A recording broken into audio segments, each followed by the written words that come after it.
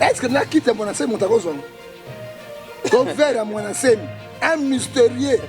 Ça t'a beau nous avoir pour Fabino Moko. Est-ce que peut-être Mboka ya boy basoda ba gagner combat? Et puis mon ancien est mort na combien de dette? Bon la bataillon mobimba plus de combien de généraux. Mais ce qui va vrai rebengo peut-être ba côté libino na Kinshasa ba vrai kamikaze, ba vrai rebengo. Hein? Armée le kozate. Tala mon cas mon ancien qui me bandika na banani. Tala foule ya ba. Combien de colonels, combien de généraux? Est-ce que l'opération à mon ancien, mais c'est que la Moutoumoko, quand il y a Makanga, mon ancien, il y a Moko. Boy Baba Congo na Kinshasa, c'est comme quoi. Boy Baba Congo na Kinshasa, c'est comme quoi. Au cas ya mort ya papa wana. Hein? Au cas ya mort ya papa. Et là on est malade comme ça. On va belle à la prison. Dans bazar ibani ba belle à rater. C'est pas jeune na bango. Bango ba belle à la prison. Quoi puis bazwa yango yango. Bande ko na bosse kate. Il faut justice, c'est ça, Moussa, pardon.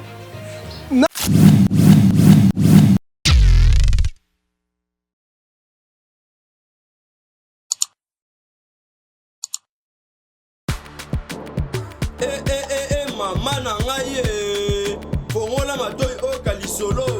Moi na Londres maman Gisnovit, a même biso la solution pour l'opposition nzoto na biso yo muto bete ba tempo et ça la 15 à 20 ans ici la kate. Moi na Londres a lobby solution ezwami. Somba kaka Gisnovit, bakola na nzoto na yo na ismen ya bamba. Nzoto kokoma leke. Poete, mouete, goût, balapa. Solution ezwami pour la proposition nzoto na biso kobanga te. Yo muto sala 15 à 20 ans, tampo si la kate, mikusa na nzoto, makodia, mapalata, bokono nyonso o etali proposition nzoto na yo Gisnovit et na solution. Moi na Londres a na solution. Kobukana te, livraison nango eza partout dans le monde. Kobukana te ndeko na ngai solution ezwami. Bona kozwa biso eza nango facile. Plus 44 74 24 025 437 na bandeli lisusu. Plus 44 74 24 025 437 balapa. Mesdames et messieurs, vous qui nous suivez sur Nouvelle Tendance Télévision, Culture d'Excellence au rendez-vous, bienvenue à ce tout nouveau numéro de vérité et réalité, certainement dans vos maisons, partout. Ici, comme mon oiseau, les cas, moment de confinement, Mbote, Nabino, surtout, Congolais, surtout, Africains. Alors, vous qui aimez cette émission, nous vous disons de tout cœur merci. Nous penserons également à tous nos compatriotes, tous les Congolais qui traversent en ce moment et beaucoup de difficultés. Parce que tout le monde a eu plusieurs morts, en tout cas, tous les compatriotes surtout les Congolais. Et nous espérons que Nzambe a construit parce que c'est le soir dans Nzambe. Merci beaucoup aussi na bande konyo surtout au soutenir Rabiso. Merci na Yadjani Sita, Ntsonga Poutou Bangamicho depuis Suisse-Irlande. Merci un homme réglo et crédible. Merci également au boss des boss, mon Mboka, patriote, bazana souci à Ndekone ba congolais, le boss Laurent Sokoko que je salue depuis quelque part. Je penserai également à bande konyo surtout au bazana Biso et Longo, véritablement femme d'affaires chouchou Natatila. Merci Nayo, le commandant en chef Blanchard Kadhafi. Mon vieux, tout bien, la piste Pembo Tescazoto la biso. Bouza est belé au bout de la Nouvelle Tendance Télévision. Bon, la première des choses, Kende ko aimer vidéo. Après qu'on aime vidéo, Kende ko s'abonner, ceux qui nous a abonnés, faites des commentaires, plus de cœur pour ça la kitoko parce que déjà un groupe de gens, là, comme on a besoin de bomber la biso la chaîne. Tout ça l'acharnement, mais nous sommes des Congolais, nous sommes en train de revendiquer nos droits et nous sommes en train de lutter pour que notre pays puisse être réellement indépendant. Et Mboka Nabiso et Longwa, na makamunios, injustice, nous avons le plaisir d'avoir sur ce plateau prophète du peuple, prophète John Ngefa, au Boyebi déjà, puis Bomesana, Nakolanda A sur Nouvelle Tendance Télévision, ils allaient chaîne Nabino. Prophète Ngefa Mbotena. Mbote alendele Nouvelle Tendance ya chaîne munene. Merci. Oui, vraiment bato nyonso balandaka yango. Nzambe asala ngolo parce que yo mo na journaliste chevronné et puis patron chien nzambe azolokomo to banana nzambe ata na lola totiki mboka oyo kongomani nyonso maboko na yo totiki bandeko nyonso bazokufa na Kivu na maboko na yo totiki pe bo nyonso baza malade ya coronavirus na yebete yo kobatela pe kobikisa Bible lobi na Somme 127 verset 2 à 3 soki yo bateli te so moto mi bateli ezali pamba. Les médecins soignent, c'est toi Jésus qui guérit. Yahweh. Dans la maladie de la corona, et quand tu vas dans la prison, dans la maladie de la corona, et puis si tu vas dans la maman, la bango bakutana, et puis c'est crise mondiale. Ils ont accès à yonde au kinyonso, pe na Philippiens chapitre 2 verset 13 de kombo na yo, mi di monionso pe kombo ezo kuma mali posona. Kolo banana biso. Amen. Amen. Ok, voilà, donc c'est notre invité, prophète John Ngefa. Prophète John Ngefa, Losako. Ndeko mboa sui mboa. Prophète Losako. Atelemi lokola moteur ke mosusu. Prophète John Ngefa, Losako. Bandimi Barabas me bawangani Yesu. Losako. Makako aliaka mondenge te. Losako. Merci beaucoup. Prophète John Ngefa, alors je crois quand même Nayo Tozana va plusieurs points il y a Kolobela parce que depuis un certain moment, d'ailleurs ça fait plusieurs moments, plusieurs mois que la République démocratique du Congo est en train de traverser une période de pression. C'est-à-dire pression, ils allient partout dans tous les domaines. Et les lots est commis ko déranger ba imboka ba congolais kasi sengeli to lobela yango parce que biso tozana pona tina na ko lobela makambozo le kanakati ya mboka na biso la première de choses, le tout premier point ezali bandeko na biso bane Congo batelemi batomboki awa na Congo central makambo komi compliqué bane Congo bazali partout à travers le monde ba kotomboka ko sika tomoni ndeko Eliezer bona ebité et komi likambo lisusu ba komi ko s'apprendre na ndeko Eliezer par rapport à interview oyo ndeko Eliezer asalaki. Non, moi si il y a Nemona Semi Wazali leader il y a Bundu dia Congo alors est posé pas problème la maladie Congo Olanda qui vidéo na landa ki yango ndeko Eliezer ngana zali prophète du peuple na lo baka bosembo rien que bosembo oui bito tika eloko na eloko esa musana yango oyoki yango papa to tika Vous allez pasteur, tika la pasteur. Vous allez journaliste, tika la journaliste. Vous allez député, voter Mibeko Yamboka. Vous allez président, Boatela Ekolo. Vous allez général, Zouama Pingana. Ce que nous voyons aujourd'hui au Congo, c'est grave. D'ailleurs, comme député, tika que journaliste. Un député, un grand monsieur de la République. Un député national, c'est un homme d'État. Hein? Pourquoi tu as la confusion, mais c'est allé. Namona qui journaliste monko très chevronné, Chobo est égal bi. Comment on est Serge Kaime. Serge Kaime. Regarde les journalistes, regarde les autres. Bateau, bah, Moussa. Tant comment qui député national. Azon national qui journaliste, il fait son travail. Même aujourd'hui, attends, Moussa, ici, il y a ceux qui journalistes, mais ils sont très bien respectueux. Mais oui, mais ça le conseille d'aller avocat. Hein? Tant qu'on est président de la République, il y a un avocat. Tant qu'on est comme ça, il y a un cabinet d'avocat. Mais tout ce qu'on a au Congo, inacceptable. Simba, Mboa suit Mboa, Niawa suit Niawa. Tout ce comprendre. Est-ce que, dans la Bible, Romains 13, verset 4, les juges et les magistrats sont les ministres de Dieu. Spango ne bana opportunité ya kusambisa pe ko kata ko punir bato. O to moni loba Eliezer, alonga député, azonga journaliste, azonga na musu na kamera te, bine bona makamozo ya mission ka ba Eliezer batambwe. Mais la justice c'est anine. Ah monsieur. C'est pour dire que Ndeko Eliezer a qui place la justice. A qui place la justice, lui n'est pas à justice, à magistrat. Il y a un interrogé moi c'est mon ami. On peut se rendre compte conseil. Tant on va la faire ma camonne, ma soeur comme moi aussi. Hein? Non.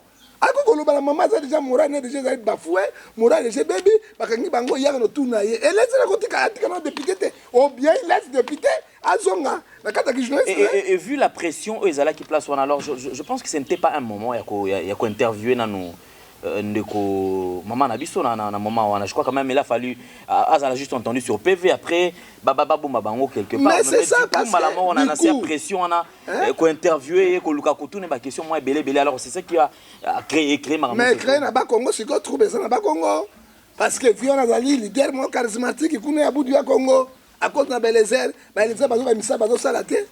Tantôt un journaliste, tantôt un député, quand on a ma motion, j'arrive pas à comprendre. Je suis pas bon côté. Papa, un député, c'est un homme d'État. Président de la République a commencé à me présenter, premier ministre, à mon député. À ce moment-là, nous, on a des députés, sortent des députés en Gotobobo, des députés pour nous comprendre. Yo député, homme d'État, on va aux micro, aux autres. Est-ce que chez notre journaliste, et puis, Azali a autorisé sans interroger Bango, juge le verdict na Bango, il y a que tout na question. Mais en fait, la faute ne doit pas attribuer la faute dans Eliezer. Qui les a autorisés, il y a qu'à interviewer Bango. Parce qu'ils ont une carte à Ipekini. Alors on se pose la question du coup quand même à quoi que le caramba malamo bon sans autorisation qui malamo koko. Non, on dit pas ça qui paye moi ça qui na moni de kobi kapinga faire ça là qui place wana bango sur l'autre ma question. On a dit comment le Congo fonctionne, ça ce n'est pas un État. État il fonctionne à Raboïdi. Yo moi bazo ba terroriste, yo ba ça bango di ban. Ba bomba ba terroriste.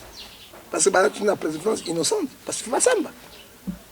Et les députés hier asala mibeko ya mboka bon vota que les airs parce que atala makambo ya Congo PDC aussi là odaka la na a vota ta loi mo voter mais comme so bakangi jango ake bakangi oyo muto oyo na bengi José nani José Boule il y a wana to le mais ce on n'arrive pas à comprendre avec des Molières avec les deux on comprendre parce que ça me fait mal. Mais on sort à pays d'Engenino. Ça te dérange le fait que papa Molière kokota kota makambo? Non, batika ba juge ba sala musala. Ba fanda na parlement ou bien qui je pas ça ba sango lokola yo zo pesa sango. Tozo juger mutu te. Mais tozo pesa ba sango makambo zo koleka. Ba fanda na parlement. Ezo pesa soni. Munda ça c'est qui yo député. Député vous savez donc non. Et puis député, yé ba Molière ba les erreurs ba to barande. Ebele. Mais il y a quelqu'un qui parle de wana, bako bete masasi wana, bako boma paye wana, banga sécurité na bango te. Ba ima mo basala na mboko. Ba toucher ba to nyoso na ben touchable, ba ibi yango. Mboko etambola na droit monsieur. Mboko etambola na mibeko, soko moni mboka mibeko te. Otuni motuna ya bien. Il peut qui ne la place moko très bien sécurisé. Bibi Kaping. Et tu es que général Kasongo Azarana. Général Kasongo Azarana. Bibi Kaping. Tokamati ba les etambwe banane ba kota ikuna autorisation ya ministre de la justice, ministre de l'information, ya ministre intérieur, l'autorisation ya nini. Parce qu'il faut souligner que ce n'est pas un petit dossier. Ce n'est pas n'importe qui.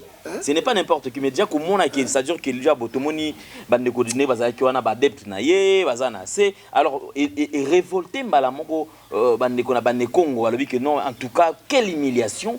D'abord, c'est-à-dire arrestation et année monacé, mais salami, nenge singélité, tout ça.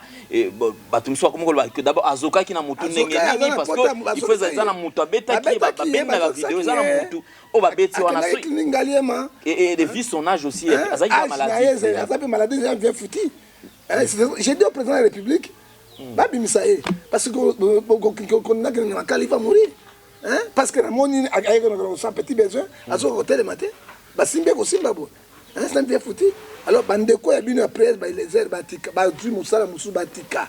Ba ko ba député batika no ba mutusu ba sa misala. Et puis ba biloko ndengo wana. Olobi yango solo mwana ça ne c'est pas n'importe qui. Et ça peut dossier moko ya mukete. Ça dossier moko ya munel parce qu'il y a des morts d'hommes. Plus de 8 morts ba kufi, 37 blessés. Pour ba arme beta ki ya kosakanate. Et qui mezate déjà na ba Congo kuna trouble zali tout akane les airs et les désagréments et les akokandika ndika pina mona semi les akokango Non. Et puis, on retourne maman ma question, pour la maman déjà qui traumatisé, on retourne on peut s'envoyer nos conseils. Alors on va aussi répondre. Répondre et ça pas humiliation. Biloko mon sous motika kotia, moto na place biloko ça moto té. Ce n'est pas bon. Hein? Et ça marana Congo démocratique on boka ndenge ni nyamu nyamu. Prophète ngefa to kenena no mo msika te to za lana nwana. Moment ya arrestation ya ndeko ne mwana nsemi. Ce qui a étonné, il y a eu plusieurs vidéos, plusieurs images qui ont circulé comment on a nakati en vidéo temps bazo kangae. Nous avons vu je crois il y avait un général qui bazala ki wana. Tout le monde ba colonel bazala ki kutu ebele. Ba major bazala ki wana. Il y a eu plus de policiers au bakita ki wana. Bandeko so la plus de 1000, ban so la 1000 et tout consort. Moi personnellement, j'ai vu ba transition ndenge memi ba debt wana na banane nakati. Ba policier nakati. Ba biloko na mama ya moto ezala ki sur place. Mais na moment ya arrestation ya ndeko ne mwana nsemi. Comment on a été makila komi kobima kotanga ko benda ye ko kotsa ye nakati kuna et créer sous révolte. Si mana yango toé comment on a la police ba policier na ba kiti oti nakati ya nenda kwa ne mwana nsemi comment on a ba mousse comment on a ba biloko, c'est à dire que on se pose la question au moment où il y avait des gens on va ko diriger opération wana quelque part est-ce qu'ils allaient ko ba répondre vraiment na ba na nenge singela ko sala musala wana omoni moko ya mboka moko ya ngotobobo. Est-ce que na quitte mon enseigne montakozwa ko vers mon enseigne un mystérieux na tsabi sa tabo du kaba kufa bino moko hein est-ce que peut-être mboka ya boy basoda ba gagner combat hein et puis mon enseigne yé mora na combien de dette bon bataillon mobimba plus de combien de généraux mais ceux qui ba vrai rebengo peut ba côté libino na Kinshasa ba nga ba vrai kamikaze ba vrai rebengo hein armée eloko eza te tala montuka mwana sendika gimese bango bandika na banani tala foule ya bato combien de colonels combien de généraux est-ce que opération ya mwana semi ezanga ko ezanga mutu moko kaya makanga mwana semi ye moko général kaya ma ye moko motakanga mwana semi c'est colonel général kaya ma ye moko opérationnel à côté les malades na kati mais opération touro e bandaki tongo makasi bakanga déjà ma campagne mais c'est à 11h je crois ne baki ko ya siko baki ko parvenir ko kangane mwana et puis so bokani mwana semi ndenge bozali bo alors réclamer droit na yi malgré ça qui rébellion na makambo na yi pour nani kozokisa ye est-ce que oui conséquence lorsque mwana semi akufi parce que na moni na ipekine azo quand même autant que sous bater ça petit besoin te bazo tombola et papa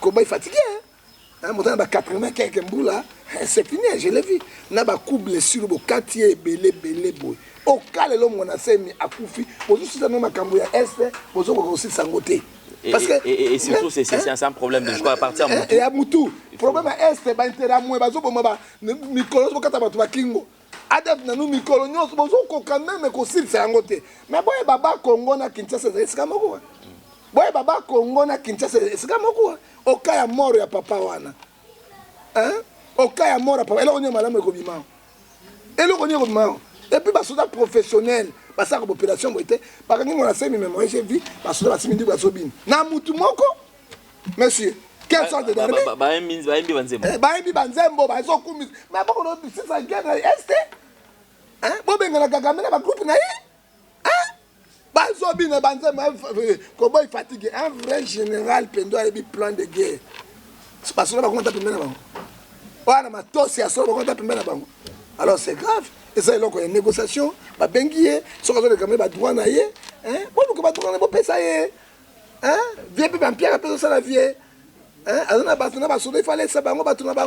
effectivement, on a interview quand même qui ont déjà se plaindre. Changer pour dire contre le Congo. Parce qu'on veut appauvrir le Congo. Et comme moi, je suis le leader du peuple, situation il n'y a pas Congo à Bongisi, il n'y a pas un mot d'ordre, c'est tout. Ce qui était, c'est nous qui allons gagner. Vous voyez,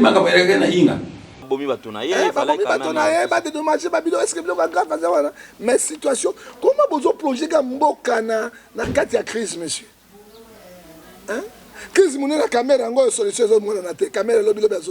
Et aujourd'hui, d'ailleurs, parce qu'on anticipait, prophète Ngefa, Les lois à tout le monde qui déjà vu son état de santé ne permet pas tel montant à peut-être na prison. Prison. Mais je pense que peut-être à Okotara à prison. Mais alors, les lois, on nous apprend, il se murmure déjà que Vital Kamerhe est déjà à Zozala libéré parce que compte tenu de l'état de santé, ils ont permis de traiter à la place où il y a bisika penda et sengeli pour balande la santé parce que santé est mal. Bon, c'est quoi bango babela à la prison. Tant bazaka libano babela raté. Que ça ba jeune na bango. Bango babela à la prison. Bon, quoi puis bazwa yango yango. Bande ko nga bo sekate. Tozolo bango il faut justice ça musa nango pardon. Nani ministre abomaki docteur comme nani. C'était qui? Ministre abomaki docteur nani. Doli Makam. À quelqu'un de prison, monter malinga passe, ah bon, mitine passe quoi dans la prison. Monter mettre bouquet d'une c'est la dans la prison. Bah il n'est n'engalé. Maintenant Doli Makam il est où? C'est monsieur canadien. À quel Canada? Dossier si là docteur Bakundaye. Caméra bandi, qu'est-ce que caméra? Oh malade, alinga kufa, boy na boy. Déjà murmure zali, so qui caméra barate ko bimisa lundi, mardi, mercredi ko bima. Azo ba souhait approprié n'engalé. Est-ce que donc Simbong? Est-ce que donc Simbong à l'État? 250 millions de dollars. Oh, bah, c'est un gars pour la liberté pour que c'est caméra zone siamo. José Boula zone siamo. Angbali na zone siamo. Hein? Comment politique au Kenya quand dengue on dengue et puis ça a bimi liberté pour ça libérer la définitive ici. Parce que le Kamba Kamerhe président Kenya a banal déjà au côté yango président Sassou Nguesso à côté yango ba président ba dialogue mais moto a pillé république. Moto a sali ma impunité oya bino bozoka ba faible le corps docteur Oli Ilunga ndebo tche bango kuna oya ko sala quelque chose dans république mais moto a yiba mbongo ya l'état oya kwesi boyo kata sonete oyo ba lobby oyo to lobby ni na ba sala ni so de moto et si la kate mbongo déjà ngwana kenda mbongo déjà kende si la kate bando bino bo banda mais so de moto c'est no ina to 2 ans mboko bo si sango ndenge ni monsieur OK yo kana bisola ko moko tango tuzo ba mirimiro wana e ko salem tango tolobaka na yo mbala moko ndeko nanga Alain esalemaka caméra comme j'ai dit na prison caméra comme mercredi il va sortir est-ce qu'il est conscient est-ce que bakate lié et tout monaïe na misala sali ça veut dire que procédure déjà il y a liberté provisoire comme esimbité et qu'il y a malade qui a procédure malade il y a tobuka motema banga tobuka motema kuna tanga ba boloko mbongo motema tobuka kate mais on se pose la question est-ce que tous babandeko belé bazuko fa pena kati ya prison kuna est-ce que bandeko misusu o bakoma na baitama critique pourquoi pas ba libérer bango c'est ça le problème ba libérer bango quand il s'agit du petit peuple ba libérer bango il y a pas libération mais qu'est dit la constitution de la République article 12 tout Congolais sont égaux devant la loi et article 87 de la constitution le président il est libre et c'est gracier mutu. Petit peuple, grand peuple, moutonnier, ça veut dire que c'est gracier et abimaken. Mais tout le monde a un bango, à Doli Makam. Au moins, Nini, Mundelo, et Safrikas, Bangonde, va libérer Bango. Kaka, ministre, va libérer Bango. Et le petit peuple, monsieur. Je sais, va te mettre en prison à 5 000 francs. 5 000 francs. 5 000 francs. 5 000 francs, ça fait comme $2, $3. Ils sont là. Parce que regardez, mais moto a joué milliards, millions de millions. Ami de libre. Ana yonga 1 milliard 885 millions de dollars. Elle est libre. Mais elle n'est pas la seule à être citée dans le dossier quand même. Il y a eu plusieurs personnes. Plusieurs personnes. Qui derrière Toyoki et Zolo Bamadja qui est Ndeko Daniel Massaro Azomona Nate. Massaro Azomona Nate. Famille présidentielle dans la 4. Bango tout bazan na 4. Ils sont libres. C'est pour ça que c'est Congo qui a dit Sima, monsieur, allez, oh, Mobutu a volé l'argent. Mobutu nous a pillé. Quand il Mobutu a joué, il a 20 biloko et puis tout ça rapidement. Le chef de l'État, garant de la nation, corps Mobutu et Zonga. Il y a bien mission parce que je dis président. Mobutu a gouverné le pays pendant 32 ans de pouvoir, ce n'est pas comme les Kamerhe. Kamerhe n'est pas comme il présente. Dans une année, 450 millions de dollars. Ça a 5 ans, 10 ans. À du Congo Mbeke. Mobutu, c'est la perte de la démocratie. Grâce à 1990, na Selende a sali multipartisme. C'est Mobutu. C'est que les gens oublient. Je ne dis pas ça parce que je suis équatorien. Non, mais ça fait partie de l'histoire. De l'histoire, je dis les choses, c'est multipartisme. C'est Mobutu 1990, c'est lui. Le multipartisme, c'est lui qui a effectivement. C'est lui. Oh, bah, Il a autorisé ça. Songola Koufa, Motabimi Sango, non. Papa Tshisekedi le père, il a fait l'opposition. À ça, multipartisme n'était parce qu'il n'était pas chef de l'État. Vous avez un État dictatorial. C'est Mobutu. Tout le monde est gouvernement Mobutu pendant 32 ans. Qu'est-ce que Mobutu a fait au Congo?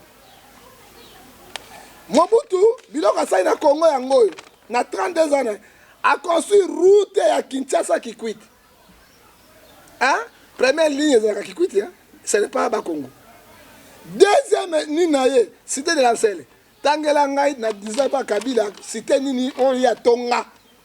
Parce que Tshisekedi était parce que Tshisekedi n'a rien fait. Ça une année. Cité de Lancelle, c'est construit par Mobutu. Cité Salongo. C'est Mobutu qui a construit ça. Il y en a plusieurs. C'était Mobutu. Plusieurs, c'était Maman Mobutu. C'était Maman Mobutu, plusieurs. C'est Mobutu qui a construit ça. Cité verte. Cité verte, Mobutu. Kabadiading, Mobutu. Ce qu'on continue, c'est extraordinaire.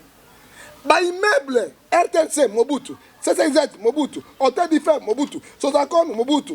École des finances, Mobutu. Et plusieurs, Bapo Maréchal, Nyonso, c'est Mobutu. À 32 ans de Il n'est pas le seul à avoir des réalisations quand même. Non. Kabila pas en avoir réalisation. Mingi papa. Kikole, c'est Mobutu. Cité de Maluku, c'est Mobutu. Stade de Kamanyola, c'est Mobutu. Hein? Quand Mobutu l'aime, la police, c'est Mobutu. Ipen, c'est Mobutu. Aéroport de Goma, Bukavu, c'est Mobutu. Aéroport de Kisangani, agrandissement, c'est Mobutu. Donc, c'est plusieurs. Oh, il y a ça là. Papa, Motoloko la Mobutu, Dieu m'a dit ceci, n'a pas ça information attaqué pour faire du peuple. On a comme Manzambe. Makamu Nzambe, Dieu m'a dit ceci. Makamu Nzambe la longoli chapeau na ngai. Oh, longo tatukabishi. Tatukabishi siko na zongi moto. Na longa pe tatukabishi kala. Dieu m'a dit ceci. Israël bakana 430 ans na bon en Égypte. Mais Joseph a commencé premier ministre. Joseph avait dit ceci. Na yebi mokolo mosusu Nzambe akobimisa biso na esika oyo. Tango bokobima bozwa mikuwa na ngai. Bozwa mikuwa nyonso ba Yuda nyonso bakufi awo. Bozonga na mboka na bino okende kunda bango. Parce que mopaya azaka muumbu même na cimetière. Boso mona teke makambo ça ne marche pas au Congo. Président à Kota Mabe, Oya Kota Mabe, Oya gouvernement Kota Mabe. On a quelque chose à faire au Tozoé Bangote, il va prophète, il va télé, ma papa. Pensez-vous si on enterrait Mobutu ici, il va y avoir un corps, on est échangé. Chevronnet de Brazza appelle ça que c'est un Français, appelle ça qui indépendance na Brazzaville. Il était mort, ça siècle, mon 100 ans, parce qu'il y a un étranger, il y a un Brazzaville, encore d'indépendance. Chevronnet de Brazza, ils allaient où? Bakunda, il y a indépendance à Brazzaville, c'est un chien du Congo. Hein? Bon, tu es que mboka en France, français, 100 ans, siècle moko. Mais bakana ko zwa mikuwa na iba ko kundango na Brazzaville un étranger. Mais comment fait-il possible, monsieur Alain Dele, journaliste intelligent, Makambeko Tambola, Nandenge roi d'Isaïe, celui qui a gouverné 32 ans de pouvoir. Kornaye est dans le Maroc, et au Kolanini, dans mon arrêt de Bilibabibembenyoso, est-ce que c'est normal? Moi, je dis au président Tshisekedi, papa n'a pas Mobutu bazaki na balien, familia malien belé. Nzanga Mobutu ozoka wana, maman na ye, azana famille na bino, azaki Moruba, Mobutu butana kina. Yango Mobutu pe a défendre ki papa na yo mingi na kati ya vie. Kolanda ba Kabila na Kabila le parti groupe de sont des rancuniers. Côté ba uta to ebité. OK? Ba ko konzamboka to ebité, mais to linga ki mwana mboka ezala yo ya fayulu. Et loko ali bozo ko sala. Papa Tshisekedi qui fit 3 fois premier ministre. Un opposant. Baboya ke bemena izonga awa na bakuni na Belgique et ça to inane to 2 ans inane. Tango komi mokonze ozongisi yango. Pourquoi pas Mobutu? C'est lui qui faisait 32 ans de pouvoir. C'est Mobutu qui a construit le Congo. Ce n'est pas les Belges. Hein? Ce n'est pas les Belges. Tous à la Batoualin. Aimez-vous les uns les autres. Hein? Jean 12 et 43. Ton Lingana. Hein, frère? Les locaux de Mobutu.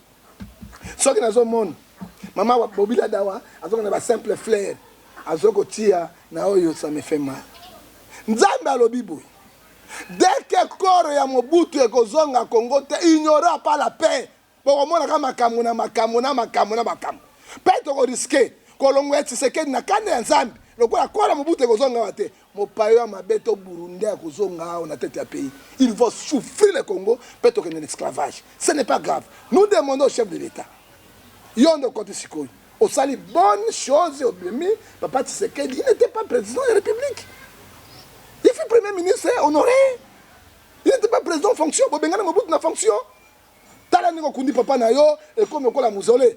Todingi mozole zali awa ya Mandela. Mandela sa na Congo le Komorote ko buka ebe Mambutu zalawana. Nous demandons na gouvernement na yo répatriement immédiat ya corps ya Mobutu to le na stade de martyrs. Pas de parler du peuple. Ban na biso ya Mobutu te. To le la roi d'Isaïe. C'est lui qui a construit la République du Congo, c'est Mobutu. Tangelanga ndako ni 19 ans Kabila, oya tongi na ville à Kinshasa, immeuble intelligent. 19 ans de pouvoir. Tanga Mobutu a tongi na ville à Kinshasa, oyo kayango. C'est lui. Nous disons ceci. Il y a eu 32 ans aussi quand même. Mais 32 ans, Kabila a fait 19 ans. Oui, prophète, il a fait 32 ans. Kabila a fait 32 ans. En fait, l'allure vont les choses dans tout ça. Est-ce que pensez-vous qu'ils font jusque-là machine à justice Yambo Canabiso et en marche? Non, machine peut-être en marche. C'est pas la biloko parce que bakati nyangote. Ce que ça qui en marche, dossier à Mobutu faut pas ça yango. Nous disons c'est pas sous qui ça yango. Ce qui bango ba boy. Pendant éviter Mobutu a kufa ko se kwate. Avant de péter maréchal non. À cause de péter maréchal te. Pourquoi qu'on aurait mutoyo akambaki mboka oyo. Na bosembo tata moko papa moko Mobutu azaki na résidence na Kivu kuna. Rwanda Burundi mekakite. Na kwa donite. Soki bango baboy ngai personnellement. Na kotala Sassou Nguesso. Na bi Sassou c'est Mobutu qui t'a formé. Ko réseau yate. Lukanda mbambo. Na kepa ya bongo. Mwana bongo Mobutu a camarade de papa na ye. Cherche quelque l'argent. To repartir ko Mobutu. Na kepa ya dema. Camarade de papa Mobutu parce que tant Mobutu akimaki mboka biso kwa kina kepa ya dema. Na Togo Luka quelque mbonga Mobutu. Na ken Égypte. Na kotuna na président égyptien. Mobutu nda forma kibino, Osebo Mbaraka Zawana, Mobutu a forma kibino, Olukanda Mamboko, Penake pas Poutine. Je suis ministre de Dieu, je vais le faire.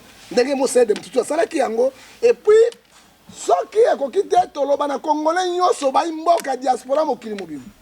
Tokotiaka $1, $2, tokotiaka kesi moko kuna na poto, soki mbongo na koki, soki gouvernement lingi yango te. Tokotunga na malembe. To rapatrier corps Mobutu a to tie mausolée awa na Mandela na 24 otuna na ville pour na nini mais Kabila le père bakundi na ville te azokola monument roi d'Isaïe batu ba kotala kai monsieur Alain soki to kosala yango te ata 50% bakota c'est que Dieu m'a dit Congo eko changer te parce que passe na passe parce que le roi du Congo azali banda Joseph Mikou ezonga ki Israël Mobutu ezonga. Pourquoi ba repartir ka bato? C'est que da kufanya na poto. Pourquoi tu ba kunda ke kunda zonga ko na mabele ba mboka na ye. Merci beaucoup prophète Ngefa, je crois que nous fermons cette parenthèse parce que tout le bélamon ramba le beza moi est belé. Je crois que pour encore il y a Mobutu effectivement parce que Mobutu c'est un Congolais, il a le droit. Le droit na sengel pe comme chef de l'État. Comme déjà Azala Awa parce que et puis tout ça ko met la peine à Maroc, je ne sais pas pourquoi va garder. Pourquoi?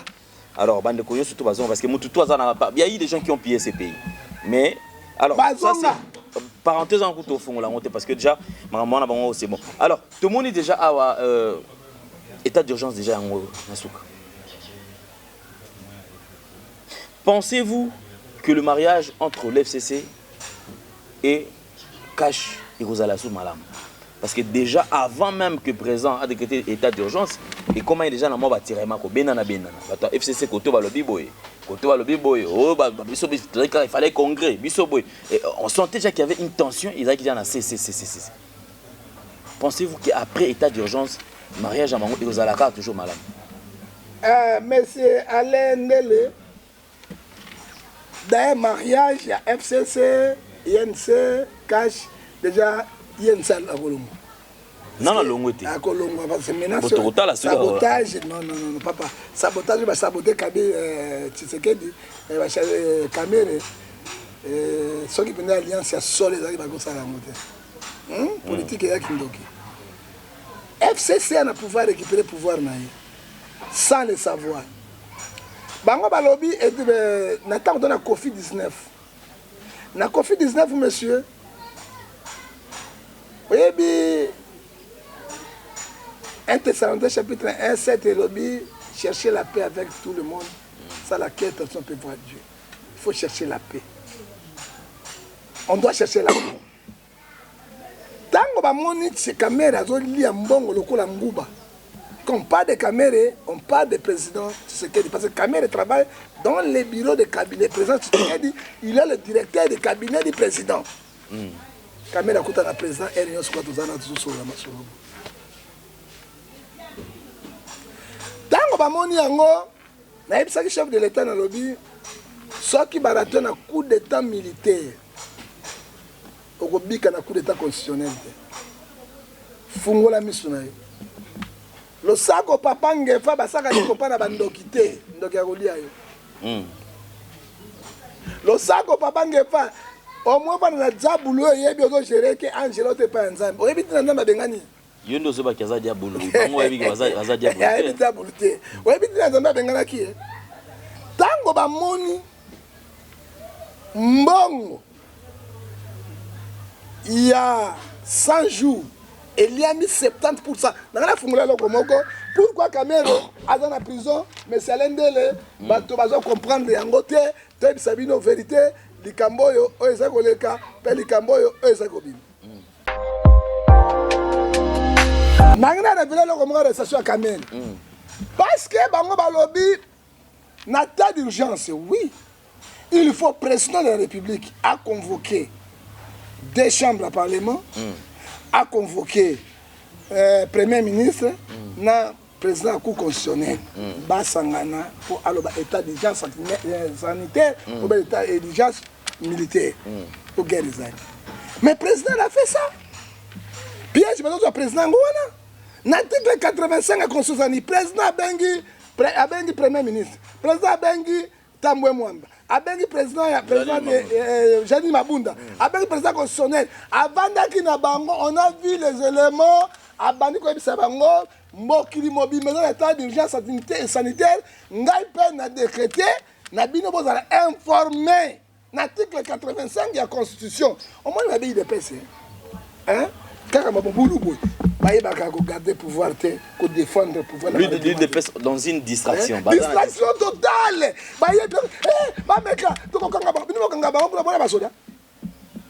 Ministre de la Justice, ministre de la Défense nationale. Tant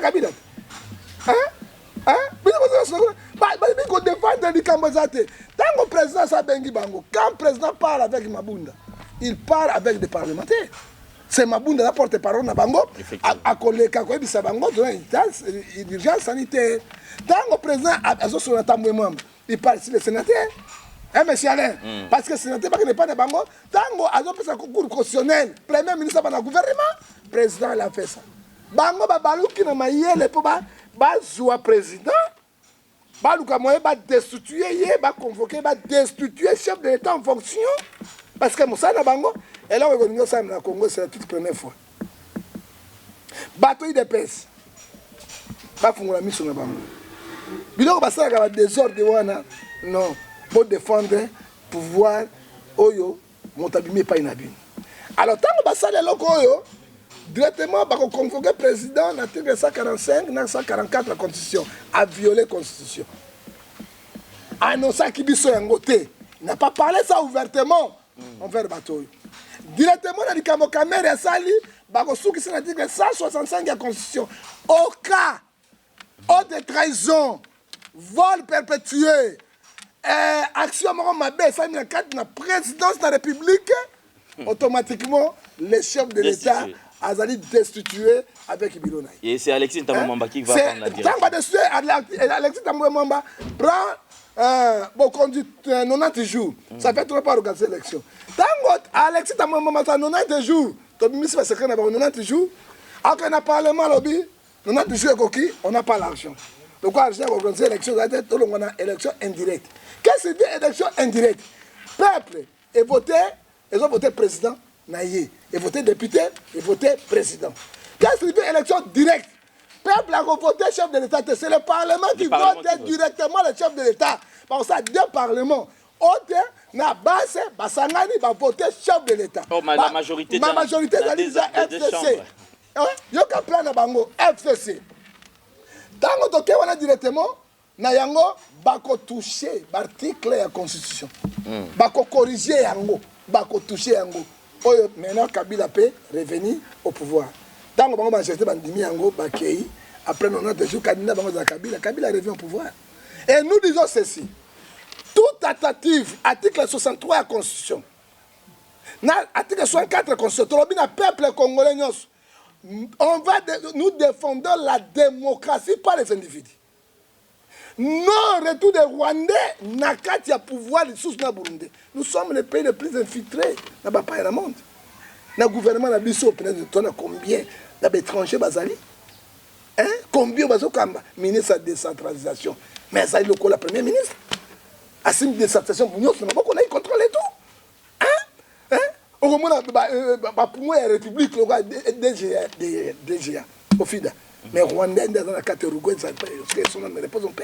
Alors, combien de généraux, combien de niveaux gagnent? Et puis, retour Rwandais au pouvoir. Tolobi boy. Pouvoir de Tambour à peuple. Kengo a bloqué qui changement de constitution. Abilari est là. C'est de tirer tout le monde. Pouvoir de Tambour peuple. Alors, tu as barré toutes les tentatives. Qu'est-ce dit l'article 63? Au cas où il va destituer le chef d'État de Makassi, ou bien va récupérer le parti Mboka de Makassi, tout Congolais doit défendre sa belle patrie. Nous tous, comme militaires, pour te défendre. Au cas de l'article 63, tu dois appliquer l'article 64. Le pouvoir est aux mains du peuple. C'est nous qui le votons. Là, on bat. Ok, biso peuple to destruire parlement. So to boy parlement wana. To boy sénat wana. To boy ba conduire pour ça absolument. Parce que bana maele moko ya coup d'état constitutionnel. J'ai deux chefs d'état fungola misunayi. Et puis j'ai dit des personnes disent jamais que Kabunda sali boy. Kabunda sali bobolo ngana distraction. Ça c'est la distraction. Omoni biso batambana toloba. Ya kena plat autour de la souffrance. Il y a un plat ils ont salema. Biso attaqué par l'obéli à peuple. Donc on dit non, non, non, au retour au Rwandais, les sous na pouvoir la République démocratique du Congo. Tolobi, Bino Bokamati, na chef de l'État, article 85. Bokamati, article 144 de la Constitution. Bokamati, alinéa, article 145 de la Constitution, article 165 de la Constitution. Biso peuple, aujourd'hui, article 63, na 64. Tout le monde en a destitué. Je crois c'est eux qui vont être destitués, ce n'est pas peuple avec le président. Merci beaucoup, nous espérons que tout ça, ça va très bien se passer. Alors, prophète Ngefa, nous allons toucher un point qui est aussi sensible. Il n'y a pas très longtemps, honorable député, c'est vrai, nous nous sommes battus. Tout ça peut par Bandeko, c'est ça là qui va y avoir une lutte pour que Azala vraiment Azwa liberté naï, puis Azongela Moussala. Tout le monde est sous alors nous nous banni on est dans le sous. De comment est-ce réaction là. Oui, Bindeko, il faut te défendre la valeur noble. Moi, je croyais que ce qui Ndeko a bimi na prison, il va changer. Ndeko na nani? Mike Mukibai. Ah ok, d'accord. Ko bimane na prison, Ndeko na ngai. Abandi kanga ba inchi tout. Remerciement pour ma bato batala qui il n'a pas remercié les gens. Moi, je savais il va retourner en prison. Naïba qui a très bien. Bon, jusque-là, on a zongi pika. Non, Azali accusé. L'hôpital lundi, mardi, na bangona basango mokonzi. Déjà, baza accusé par ministre, par Nani Godin Poi, et puis na ba ministre Mosusu, diffamation envers Bango. Et maintenant, quand même, toute autorité vient de Dieu. C'est que dit la Bible, dans Romains 14, verset 1 à 4. tout qui autant yango. Godepo, il faut que m'appelle Godepo, c'est un pasteur, c'est un homme de Dieu. Hein? Hein? Ako ko finga maloko kaliso mona mukete. Hein? Ça ce n'est pas bon. Moi en tant que pasteur, hein, na lobelaka bango. Hein? Parce que na collègue, na collègue à Godepo. Parce que je suis un prophète, je suis un évêque, ancien des anciens. Hein? Mais il faut que tu perdre la famille. Vous avez contacté la vie privée à mon tour. Ce n'est pas bon, monsieur. Hein? Parce que la Bible, Exode 20, verset 16, tu ne porteras pas de faux témoins vers ton prochain. Hein? Les lois commis la justice. Mike a bimé ça, Nicolas. Mike a bimé comme parce que tu as François Mbanga na biso. Eh, voilà, non. Mboke tamara na mibeko pe na ordre. Les lois commis la justice. Et la justice, il y a les lois de ce Sabino. Romains, chapitre 13. Verset 4, oui, bah magistrat, bah ministre, bah je ne crois pas que va lâcher. Parce que tant abimi, abandonne chef de l'État, abandonne ministre, configne à Godien pour. Mais ce aussi chef d'État, l'outrage vers le chef. Hein? Et puis ce que nous oublions, aujourd'hui, tu es le président de la République. Donc, Mazato Kita. Kabila négociera, on négocie. Ah, c'est lui, il a signé un truc, malgré le bagagnos, n'a pas dit de pester. Nous défendre Mboka Nangai parce que nous avons retour au Rwanda. Hein? Les lois sont de quoi côté ce soir. Tu vas sur Ganga Goloba, sur Goloba. Hein? Tony Batu a valeur. Tant que Bimine Loko Ndengo Wana au Vandi Kimia. Jean-Pierre Ota n'a boloko 10 ans. Tant que Yaki a eu au fin de la batote. Est-ce que Jean-Pierre a pas dit Azota Skonini politique naïe. Dès que ça na parti politique naïe, na makamonezo de 81. Mendeko ou bien dans le conseil, ou bien dans le conseil na kamote. Bandeko poto soboki que Mike a dans la prison pour tchatembé parce que ba fundier. Hein? De quoi les sur les lois à partir à lundi parce qu'on se présenter mais Congo so ba bengi yo, yeba na boîte oté. Ngai boîte na kasi Brazzaville na kei. Voilà kobanga. Non, so ba bengi yo ba tonga kate. La situation sécuritaire déjà dans la Sud Kivu devient de plus en plus compliquée. Alors, nous avons annoncé dernièrement à chaque fois qu'il y a quelque chose qui préoccupe la population, prenant la forme d'une distraction, mingi soukanango, nous savons na est motepeli, na est boui. Depuis que tout va comment qui focaliser, concentrer sur le dossier Vital Kamerhe, makambu comment que ça na est bango. Et aujourd'hui, c'est vrai, déjà, il se murmure. Une partie de l'Est, c'est déjà, ils ont infiltré Batouba-Koti. Comment est-ce qu'on va toujours commencer à continuer? Mais c'est la vie. Je me pose la question. Prophète Ngefa, pardon. Nassisa. Je me pose une question. Armée congolaise, quel est le rôle Oyo Bazouaka? Nous avons suivi dernièrement, je crois, Isaki, anniversaire et indépendance, la toute dernière en fait. Je crois, anniversaire et indépendance. Nous avons vu sénateur Joseph Kabila nous présenter engin, tomonaki armes lourdes, maki tomonaki char de combat ya ndenge na ndenge. Mais qu'est-ce qui se passe dans kati ya mboka na biso lorsqu'il y a un infiltré, lorsqu'il y a un rebelle qui occupe une partie, il y a une portion ya RDC, bokoka po abimaka il faut kaka ote qu'il y ait des assises, accord, après bako pesa ministère bako sala o mboka ya ndenge nini. Chef d'état-major, ministre de l'Intérieur, ministre de la Défense. Je me pose cette question. Est-ce que Bissona ba armée tout le monde a joué tous à la penza solo. Ceux qui sont solo. Et bon ba généraux tous bango titre.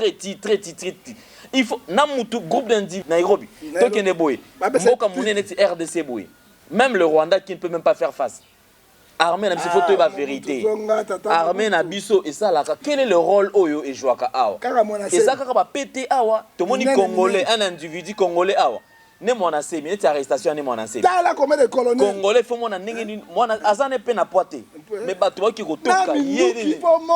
Et après c'est la police, quelques policiers bazo yemba. Et bon situation sur le kanakati à RDC mboka oyo. On a déjà enregistré 15 000 cas à décès déjà. Car on a massacre babomi bakoti na mboka oyo basali bo et puis ils vont piller. Mais ceux qui na komi na tour na biso to qui ne ko négocier tozalaka ne makasi te tozalaka nini. Mais à l'époque de Mobutu wando monaka na tchaka makasi na ngaso na banani. Ceux qui ba beret vert na rouge ba bimi c'est que dossier sili. Et bon biso banani siko. Prophète Ngefa maloba mboka. Merci mingi ndekwale. On m'a dit que maman a semé sexinga. Kobo est fatigué. j'ai vu tala ba colonel tala ba généraux bango bazobindaka na minduki mais nayebisaki yo mesiale este oyo bazoégorge bato mikolo nyonso estce oyebi na nsima aéroport ya Goma des pelotons rwandais baza wana peloton moko ezalaka na 3500 militaires 3500 militaires ça fait 7 millions armement jusqu'aux dents position na bango ezali na 7 km après aéroport ya Goma babotola Goma Bukavu yonso eza mawa mingi nazoyebi biso lelo nazoyebi biso nazongeli lisusu bolanda nga nsima aéroport ya Goma 3 bataillons 2 bataillons eza wana bataillon moko ezalaka na 3500 militaires 3500 militaires ça fait 7000 armement jusqu'aux dents bazoboma ba 15000 Congolais na 3 500 000 bazoboma ba Congolais mikolo nyonso quelques individus à 200 personnes bazoka ko déloger bango te armée nini oyo armée nini oso ko moni ba armée le plus oyo bato ba pete beleka biso ba colonel et 500 généraux a gagné ta guerre moko te toujours ba négociation boy bité ke plan ba organisation elongo te ba pemisaki yango rôle nini ba Rwanda baza sima wana sima sala nini hein wadikale eza na bako ya bango toka ruchuru na bako na bango beni kolobate butembo kolobate nous tozo kende wapi hein tozo ke makasa bango na Kinshasa akolata ba reporter mwana kuluna bimisi masasi ne kune sika biloko ezalaki mobutu zonga tata ozonga tana bomoi seseko kukungwani wazabanga hein soki yozalaki ta makambo ezate soki tosombaka liwa me tosombi liwa epasa ta nzambe ozonga bata Bukavu Goma bazaka na kimia te ndeko moko abenga lobi abomi ndeko na bango nelanga kafe bapaso libumu mobimba babimisi bana na 2 kilomètres na lopango na bango me armée ekendeke wapi me ti alain oloba te toza wapi kaka soki basali boye tokende Nairobi tokende Afrique du Sud bayo kopesa poste ministériel bayo kopesa poste banini bato babomi bato mais eza mawa mingi mais Congolais Israël azalaki 430 ans na bomo pas Égypte mais moko ça se libéraki le peuple se libère bango moko libération ya Congo c'est nous-mêmes auto se libérer soki te eza mawa mingi toza na général moko na 4 étoiles hein soki alongwa komi maréchal hein donc la général moko na 4 étoiles chef d'état-major général hein mais pas Mobutu ozwa 4 étoiles hein ata buza nani même mayela comme 4 étoiles ata soki na 3 étoiles hein rôle na binoni ministre de la justice ya défense rôle na binoni ministre intérieur rôle na binoni hein kaka mboka négociation que dans la conclusion on n'a pas l'armée conclusion na pesi yango wana l'armée sangisa on n'a pas l'armée parce que na moko ya makasi les biloko ko salema te un grand Congo un continent moi biloko ba Rwanda ba Burundi ezali ba province ba kanisi ba sika moko ba ko jouer na grand Congo démocratique ça dit quoi nous n'avons pas l'armée yoki soki na main forte otomonaka somme na monaki Kabila bimisaki armée na défilé le 31 tala ba avion tala bi ekende wapi esalaka nini Tshisekedi avion ko sala nini bio jiraki soki na komi eloko liboso c'est la guerre à est c'est guerre à est aussi au contexte de Makasi. Et je pense que déclaration c'était une forte déclaration na Bukavu. Na Bukavu. Il y a une déclaration à Makasi mais on se pose la question qui est derrière ce makambo ozo étouffé makambo oyo et salamati.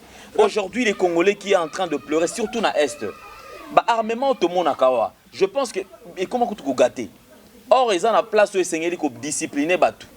Ceux qui baké na est wana ba attaquer et voilà au tozomona ka recrutement ba militaire ils continuent ko salam.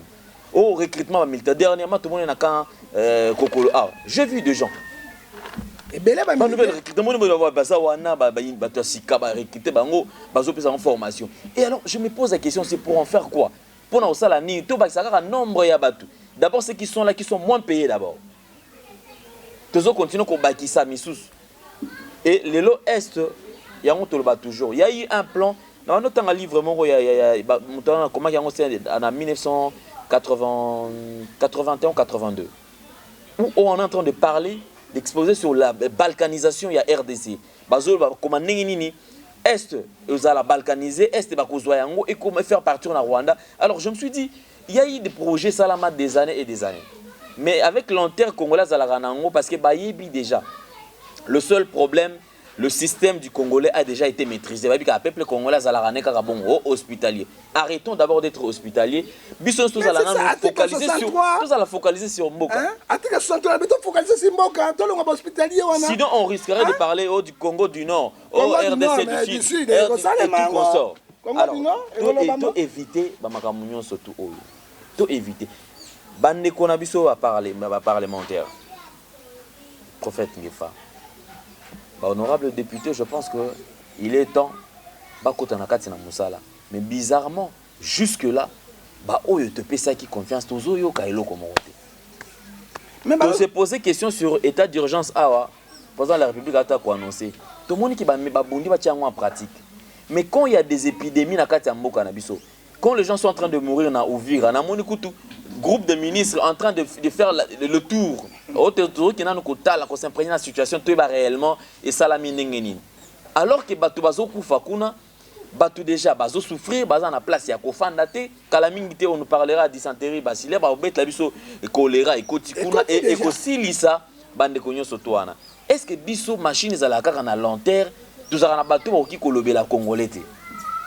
Non, ndekwala to lobi boy. Comment nous a congolais solo parce que on a souci. Ni intérêt mais souci. Donc on a un souci à Congo makasi. Omoni tolobi de Kamona chef de l'État. Maintenant docteur Oli Lunga. Docteur Oli Lunga dans la prison Makala. Balobi docteur Oli Lunga a détourné mbongo ya Ebola 400 000.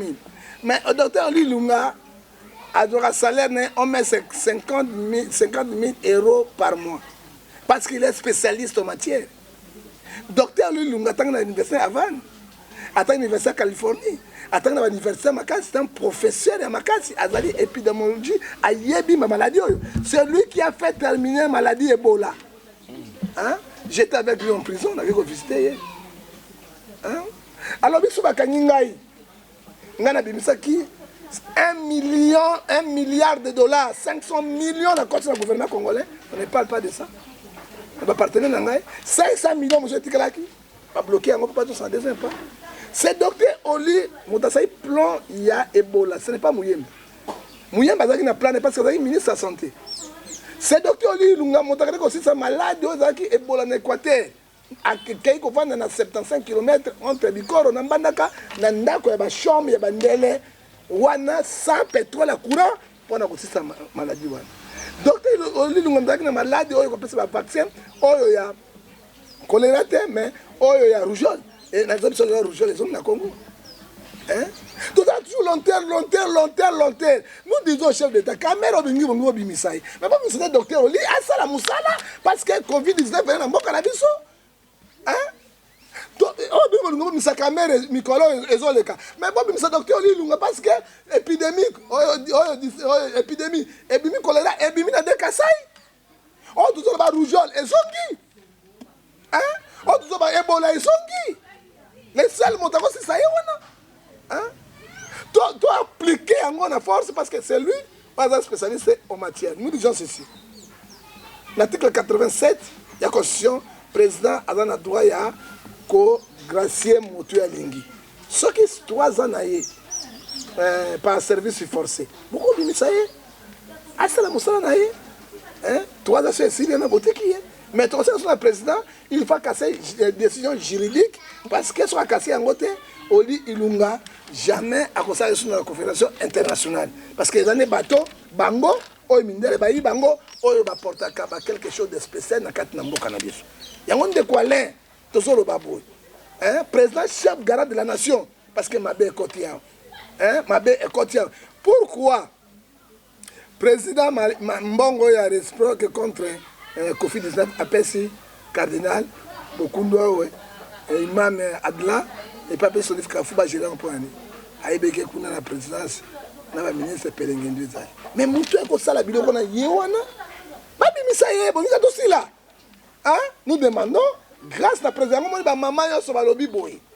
il y a la République démocratique du Congo, et puis il y a ONG, Otobengi, Maman Grâce Monde, Imek, Mbonge Imek, Otobengi, Madame de Fer, Otobengi, adjointe à Maman Santou Maria, Maman Sobazosenga, libération immédiate. Il y a docteur Oli Ngunga à Kota na Moussala à sauver Congo. Toi na batamaye ndé konangai. Mais maximum congolais yo sali de yo qui c'est Ebola na Covid-19 na kati ya Madagascar. C'est un Congolais. On l'a chassé ici à Zalakiawa. Ceux qui sont hôpitaux minés d'Afrique du Sud, bah grands cardiologues sont les Congolais. Ceux qui sont Botswana, c'est les Bango. Nigeria, c'est les Bango. Pourquoi bino mo ko traiter batamaye lo bino na kambe alande la longawa à quel jour c'est à Paris, toi à quel na Afrique du Sud, toi à Bengue parce que beaucoup perdre les bateaux la boyer. Pourquoi beaucoup cadrer Bangote? Nous disons chef de l'État. Na bolingo yanzan a libéré docteur Oli. Abunda na Moussalo parce qu'il est spécialiste en matière. Il y a reçu ça. Tolobi na Maman Grâce Monde on genaï. Otobenge. Maman yazo sunga ba congolais ndeko Alain. Maman yo ba femme mère o bazo boto bazangi miso azo misa bango na mbongo na bango atuni ba mbongo partout na ba konzi et des athées. Maman on a des fois kutu ba mbongo passe la bato ba césarien. C'est une maman félicité. Tolobi boye. Azali na motion na ba parlement na ba député parce que gratuitement il y a accouchement ça na République démocratique du Congo yonso. Bambongo ba caméra ba djibas 445 millions oyo José Boule. Azonga ba boule na ye boko maman da 2 millions. Hein atia bopito na ye akende ko sunga bato partout na République na émission statistique ya maman oyo ndeko na ngale okokamwa pe okobanga. Soki loana eleka. Soki lekite tola 85 millions ba maman. Et maman be bisinga bo yebisa bango. Na 85 millions ba maman ba maman a 65 millions d'amis 65 millions et ba maman soki ba boy bango to ba kata bilamba ba kotika ba fumangani na bango nyonso polele et puis to do malédiction suka ya koleka il faut loana eleka. Merci. Et puis sigoyo toko ko sunga bo soki bango bazo salate na ibi ba congolais na ibi contribution na bino ndenge bo salaka na pesi numéro na ye pe na numéro 1 pesa na ye na Congo démocratique na yebi chaîne na yo tendance la grande chaîne il y a République. Alors, numéro privé, 00243 97 22 22 22 2.